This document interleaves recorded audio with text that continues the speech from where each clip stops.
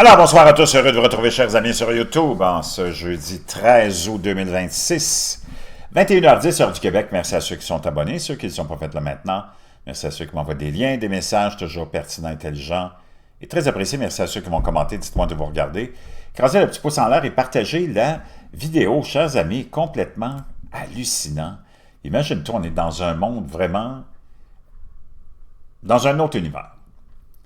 Imagine-toi qu'en Corée du Sud, tu as une espèce de tradition de voyants aveugles qui étaient souvent, à qui on faisait souvent référence pour des prédictions. Tu peux penser aussi dans d'autres pays, à Baba Vanga et plein d'autres, pour des prédictions concernant l'avenir, la fin du monde, les cataclysmes. Tu sais qu'on est toujours excité à cette idée-là.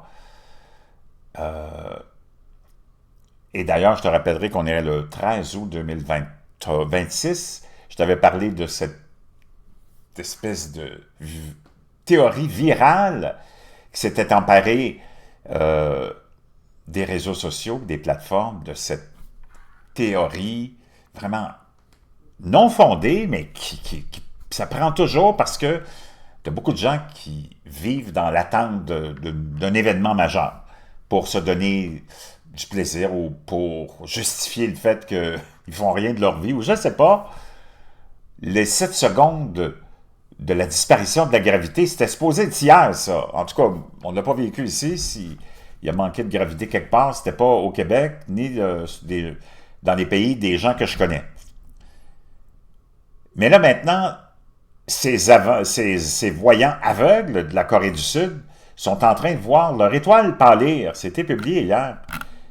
Et sont dépassés par l'intelligence artificielle. Song Woo-sun, 86 ans, est l'un des derniers membres d'une communauté sud-coréenne de 10 heures de bonne aventure.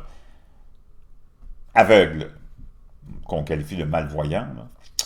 Les clients se sont éloignés du village de voyance de Song Woo-sun, situé à la périphérie de Séoul, préférant la divination en ligne par l'intelligence artificielle à la tradition prophétique séculaire, encore pratiquée sur place, ou pas seulement pour des cataclysmes, mais pour aussi des prédictions personnelles. Hein. On sait que les gens vont souvent voir les diseuses de bonne aventure, comme on dit, ou les diseurs de bonne aventure.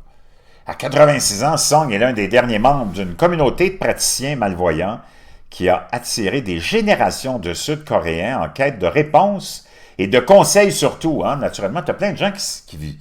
Il y en a beaucoup qui, j'en ai connu même personnellement, peut-être que tu en as connu, même très proches, qui gèrent des fois leur vie puis avec des réponses comme ça qui viennent de voyants et de 10 heures de bonne aventure. Dans l'une des sociétés les plus connectées au monde grâce à l'intelligence artificielle, le plus grand défi du village n'est pas le déclin de la croyance en la divination, mais la manière dont elle est consommée. Song reste obstinément hors ligne, s'appuyant sur l'astrologie des 4 piliers du destin, en braille sur ses 4 décennies d'expérience en matière d'écoute attentive, une compétence que ses concurrents automatisés ne peuvent pas égaler. Il y avait des gens qui étaient venus ici avec l'intention de mourir, a déclaré Song à l'AFP dans le village de Mia au nord de Séoul. Je les ai persuadés de continuer à vivre. Moi aussi, j'ai un jour eu envie de mourir, mais j'ai trouvé ce travail et j'ai survécu. Aujourd'hui, le silence est souvent le seul visiteur de Song. La communauté comptait autrefois 70 ou 80 pratiquants, mais il n'en reste moins de 20. Beaucoup sont morts, leurs boutiques nichées au fond de ruelles étroites restent sombres derrière des enseignes délavées annonçant des maisons de voyance traditionnelles. Quand je sors me promener, c'est calme, a déclaré Song dans sa petite pièce qui lui sert à la fois de domicile et d'espace de consultation. Je me sens seul, dit-il. Les chiffres montrent que le secteur de la voyance en Corée du Sud est en pleine croissance. Il représenterait 1,4 billion de won, soit 986 millions de dollars, presque 1000 millions de dollars, 1 milliard. C'est complètement hallucinant. En 2024, selon la société d'analyse de startups InnoForest, de nombreuses personnes se tournent désormais vers des applications mobiles et des chatbots d'intelligence artificielle tels que ChatGPT et Gemini pour obtenir des consultations selon une enquête menée cette année par le cabinet d'études de marché Mbrain. Cependant, il arrive parfois que certaines personnes sollicitent encore une intervention humaine. Pendant des années, OGI, professeur d'université, a traversé le village sans jamais y entrer, préférant consulter des données d'intelligence artificielle lors de ses trajets travail-domicile. Ce n'est que récemment, inquiet pour sa carrière, qu'elle s'est tournée vers Song pour une consultation téléphonique. C'était agréable de voir que quelqu'un, et non une intelligence artificielle, se concentrait sur mon histoire et l'écoutait, a déclaré cet homme de 44 ans. Le village de Mia a vu le jour en 1966, après l'installation de la première diseuse de Bonaventure aveugle, selon le centre culturel de Seongbok, qui étudie l'histoire du district. Avec l'essor économique de Séoul dans les années 1970 et 1980, le quartier bénéficiait de loyers bon marché et d'un flux constant de clients potentiels lorsque Song est arrivée en 1984.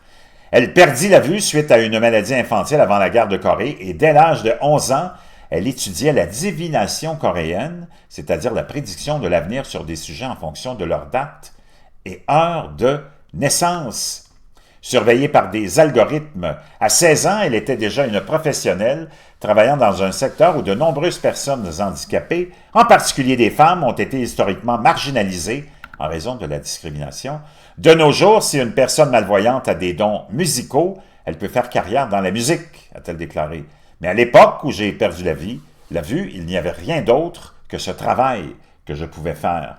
Tout au long de son histoire, la Corée du Sud a connu les ravages de la guerre de 1950 à 1953, des périodes de régime militaire et la crise financière des années 1990. Après ces périodes difficiles et de pertes, le pays est devenu une puissance financière mondiale avec des profits astronomiques récemment engrangés grâce à la fabrication de microprocesseurs d'intelligence artificielle. Ces progrès ont amélioré la situation économique du pays. Les clients qui venaient auparavant chercher des conseils médicaux peuvent désormais se rendre directement à l'hôpital. Mais cette technologie a détourné les clients des séances à 50 000 won de Song au profit de consultations par intelligence artificielle gratuite ou abordable. La plupart des praticiens restants ont une faible présence en ligne et beaucoup sont introuvables via les principales plateformes de recherche. Je ne pense pas que les gens s'intéressent moins à la voyance, a déclaré Song, mais de nos jours, ils consultent Internet et ils ne viennent plus jusqu'à nous. Malgré le déclin du village, Song croit qu'aucun destin n'est immuable. Wow! Si vous faites des efforts et que vous prenez des décisions judicieuses, la chance vous sourira 3 fois dans la vie, a-t-elle déclaré. Donc, vraiment fascinant de voir, mais ça, c'est un aspect de ce qu'on va voir arriver comme ravage de l'intelligence artificielle au niveau de l'emploi. On voit les cols blancs sont en train de perdre beaucoup d'emplois, contrairement à ce qu'on avait pensé, que la robotique viendrait éliminer beaucoup d'emplois de cols bleus. Pas vraiment.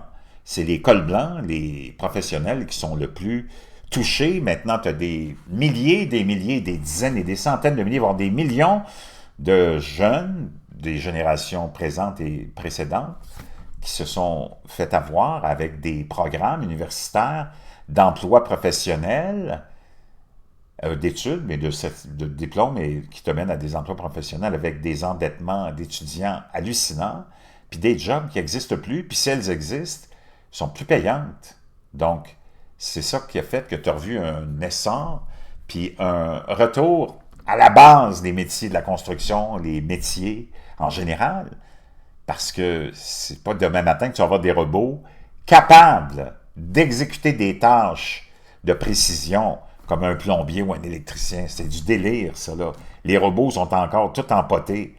C'est bon, des machines robotisées pour faire dans des usines, là, mais un robot, en tant que tel, c'est toute de la bullshit. La technologie est loin d'être avancée.